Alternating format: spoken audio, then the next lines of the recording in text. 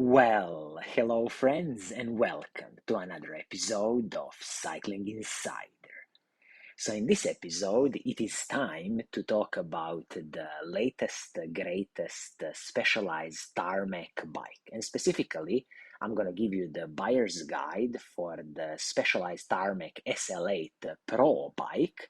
And also, I will make a brief comparison between the Tarmac SL8 and also Cannondale SuperSix Evo 2 bike, because I think you will find it very interesting between these two bikes, specifically knowing the price difference between these two bikes.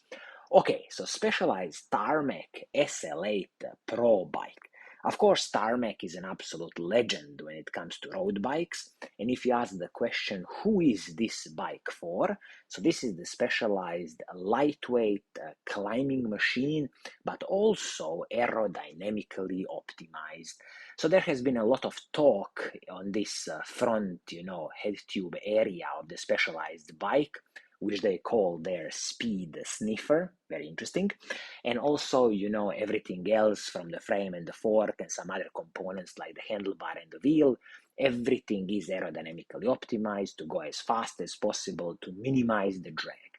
And the kind of brief for this bike was, let's make it as light as possible and also as aerodynamic as possible. So if you are in the market for that type of the bike, then definitely Tarmac SL8 Pro is the bike to consider. When it comes to the paint scheme on this bike, you have two paint schemes on offer. Both of them are beautiful. So the first one is this gloss pine green metallic paint scheme, and also the other one is the satin blue with a hint of black paint scheme. When you consider the retail price of this bike at $8,500 US, I'm truly glad that they are offering at least two paint schemes to choose from for this specialized SL8 Pro bike. So, okay, now we can dive into the specifications of this bike and really see what are you getting for $8,500 US hard-earned dollars. As always, we can kick off with the frame and the fork on this bike. So the frame on the bike is the carbon fiber SL8 FACT 10R carbon frame with the internal cable routing, threaded bottom bracket, and also 12mm through axles. When it comes to the fork, again, FACT 10R carbon fiber fork, 12mm through axles, and a bit of, flat mount disc brakes, and a bit of internal cable routing. So what I have to say here is that this level 10R carbon, it's not creme de la creme, absolute highest level that Specialized can do. They have their S-Works carbon fiber frames, which use the 12R carbon. So just keep in mind that this is the second level of the carbon fiber frame and the fork on Specialized. Of course, Specialized is offering you a lifetime warranty for their carbon fiber frames, which is absolutely superb. And definitely I have no complaints about this frame and the fork. They will be super light. And of course, the quality control of Specialized is very good. So definitely no complaints here when it comes to the frame and the fork on this Specialized bike. Now let's talk about the group set, the drivetrain on the bike. So here you are getting the Shimano's Ultegra Di2 electronic group set.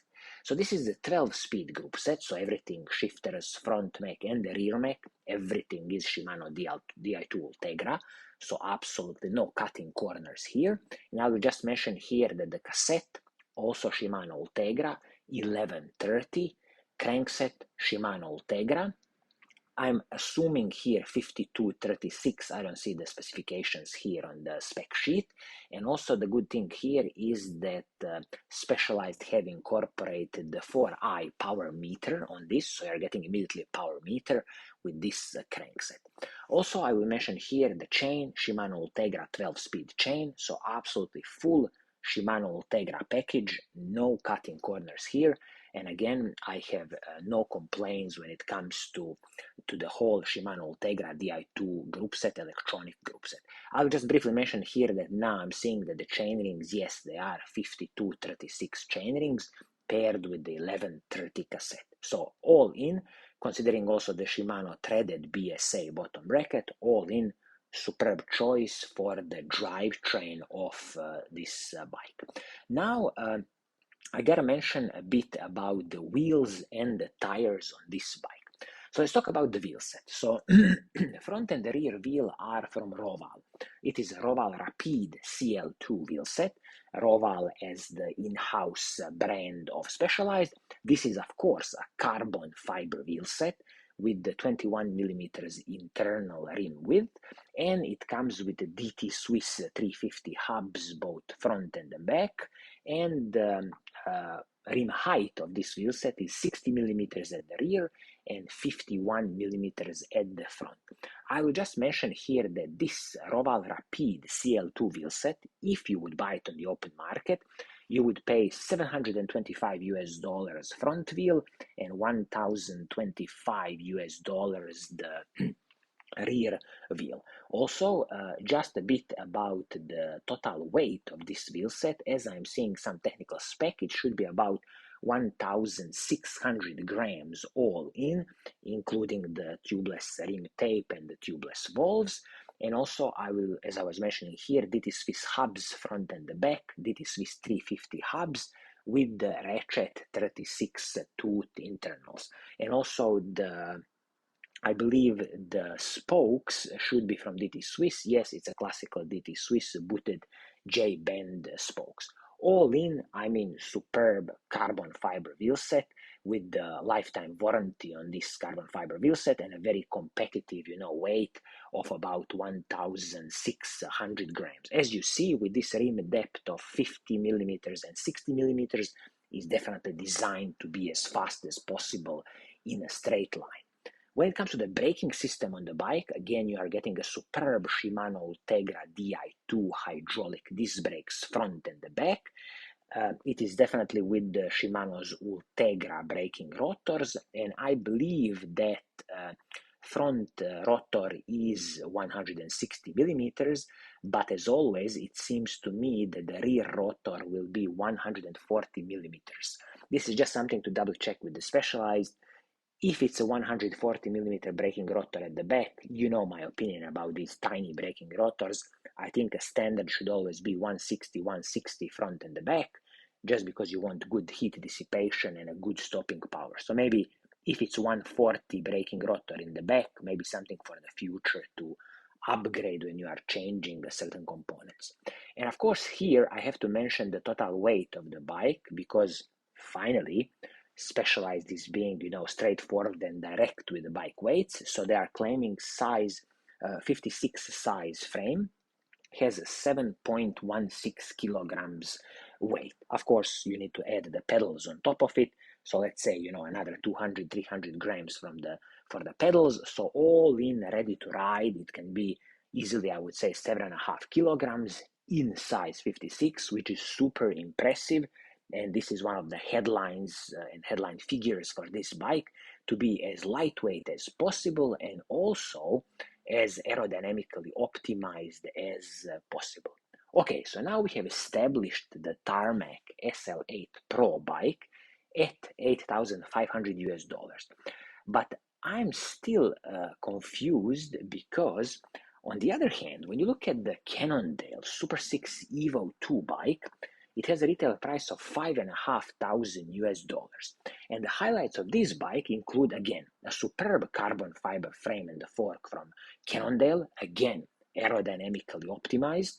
You are also getting a carbon fiber wheel set from Cannondale. This is their own hologram 45 wheel set on this bike. Correct hologram R45 carbon wheel set. Again, you are getting the same Shimano Ultegra Di2 electronic group set, so shifters, front mech, rear mech. There's a crankset from Shimano Ultegra, cassette from Shimano Ultegra.